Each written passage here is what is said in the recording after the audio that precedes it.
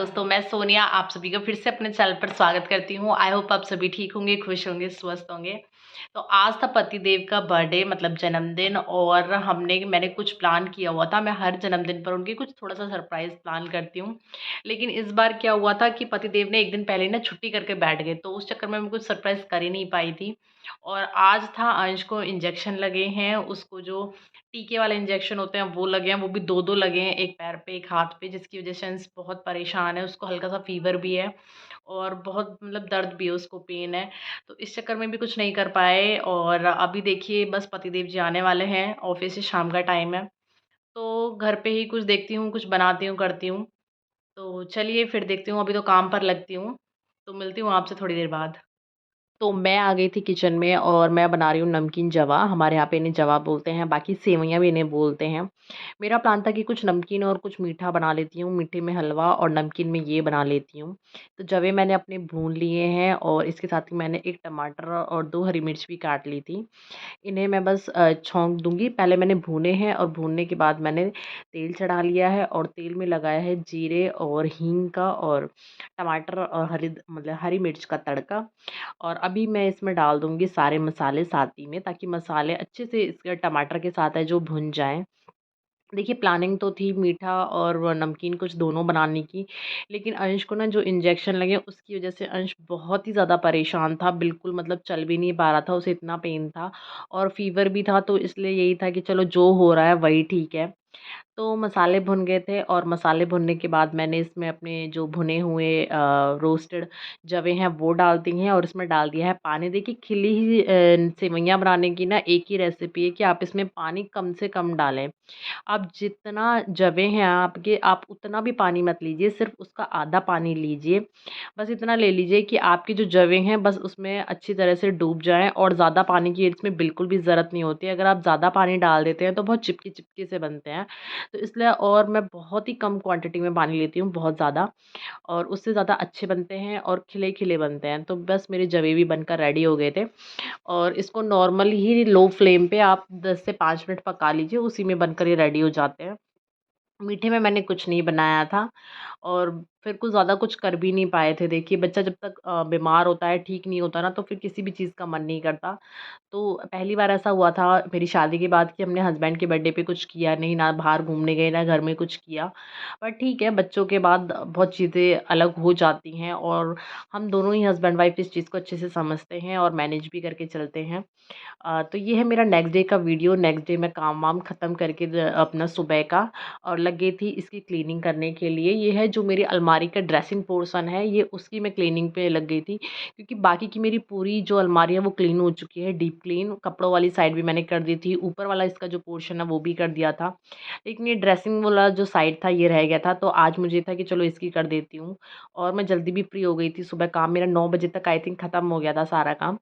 सारा काम ख़त्म करने के बाद इस पे ही लग गई थी मैं। तो देखिए किसी भी चीज़ की सबसे पहले जब क्लीनिंग करनी होती है ना, तो उसको सबसे पहले खाली करना होता है। तो मैंने इसको किया अच्छे से सारे को खाली, क्योंकि इसमें बहुत सारा सामान ऐसा पड़ा हुआ था जो मुझे फेंकना था। कुछ मेरी दवाइयाँ थी, टॉनिक थे जो मेरे प्रेगनेंसी के टाइम के थे, लेकिन अब किसी भी यूज़ में नहीं है और वो भी ऐसे ही रखे हुए थे एज़ इट इज़। तो उनको भी था कि फेंकना है, तो इसलिए मुझे मुझे पूरा खाली करना पड़ा, ताकि अच्छे से समझ में आ जाए क्या चीज़ रखनी है, क्या नहीं फेंकनी है। और क्या होता है ना कि मेरे हस्बैंड की आदत तो ऐसी भी है पतिदेव की कि परफ्यूम वगैरह की खाली बॉटलों को भी अपने आप नहीं फेंकते हैं, इसी में रखते रहते हैं। तो वो भी इतनी सारी इकट्ठी हो गई थी, तो इसलिए मुझे सारा खाली करना पड़ा। खाली करने के बाद मैंने इसको अच्छे से क्लीन किया, कॉलीन से पूरा साफ़ किया, क्योंकि देखिए धूल-मिट्टी जो है चढ़ी जाती है। उसके बाद इस बार मैंने इसमें ना वॉलपेपर मेरे पास रखा हुआ था, उस इसी के साइज़ का मैंने कट कर के वो नीचे बिछा दिया है। मैंने चिपकाया नहीं है, क्योंकि मुझे अगर चेंज भी करना होगा तो दिक्कत हो जाएगी, इसलिए मैंने सिर्फ़ इसमें बिछा दिया है। चिपकाया नहीं है बिल्कुल भी। और बस उसके बाद मैंने चीज़ों को रखना जो है स्टार्ट कर दिया था वापस। जो मुझे रखने की थी बस वो ही रखनी है इस बार मुझे, बाकी की फेंकनी है। और चीज़ों को मैं पोंछ-पोंछ के साथ रख रही थी और देखिए अंश भी मेरी बराबर लगा हुआ है हेल्प करने में। काम में नहीं, वो मेरे काम को फैलाने में मेरी हेल्प करता है। तो आज उसको थोड़ा ठीक था, उसका पैर भी जो है ठीक हो गया था, क्योंकि 2 दिन हो गए थे उसके इंजेक्शन को लगे, फ़ीवर भी ठीक हो गया था। तो इसलिए उसकी शैतानियाँ एज़ यूजुअल चालू हो गई थी। 2 दिन वो बिल्कुल शांत था, तो मेरा भी मन नहीं लगा था।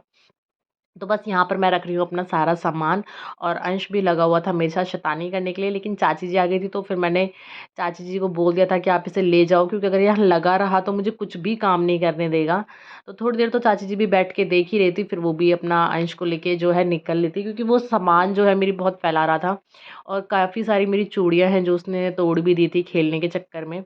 तो इस बार मैंने क्या करा है, जो भी मेरी बैंगल्स हैं वो सारी निकाल के इसी में पीछे की साइड एक ही जगह रख दी हैं।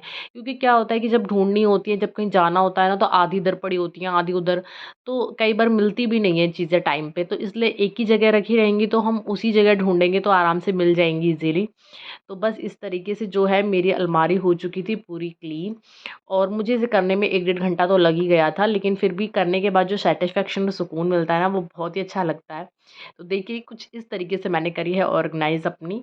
ऊपर मैंने सिर्फ़ परफ्यूम और तेल वगैरह की बॉटल है, मेरी लिपस्टिक हैं, और नीचे इसमें पीछे सारी बैंगल्स हैं, और आगे मेकअप बॉक्स है और फर्स्ट एड बॉक्स है। और ये वाला प्रेस वाला जो बॉक्स है, इसमें मैंने अंश का फर्स्ट एड बॉक्स बनाया हुआ है, इसकी सारी दवाइयाँ रखी हुई हैं। और देखिए कोई भी चीज़ क्लीनिंग करते हैं ना, तो उसके बाद घर का बहुत ही ज़्यादा बुरा हाल हो जाता है, तो घर की हालत आप देख ही रहे होंगे, पूरा कमरा फैल गया था। तो बस मैं इसकी क्लीनिंग करने के बाद लग गई थी अपने कमरे को भी साथ के साथ साफ़ करने, क्योंकि मुझे था कि फिर आराम से रेस्ट भी करना है, सोना भी है, दोपहर भी होने वाली हो रही थी।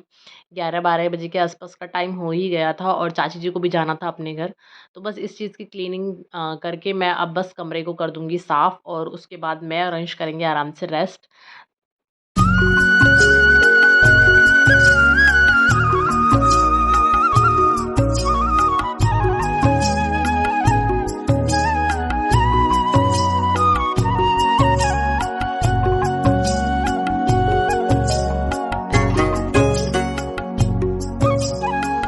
देखिए, मेरी दिवाली की सफाई तो इसी तरीके से होगी, क्योंकि मैं एक ही दिन में सारी चीज़ें नहीं कर सकती, और अंश के साथ तो पॉसिबल भी नहीं है।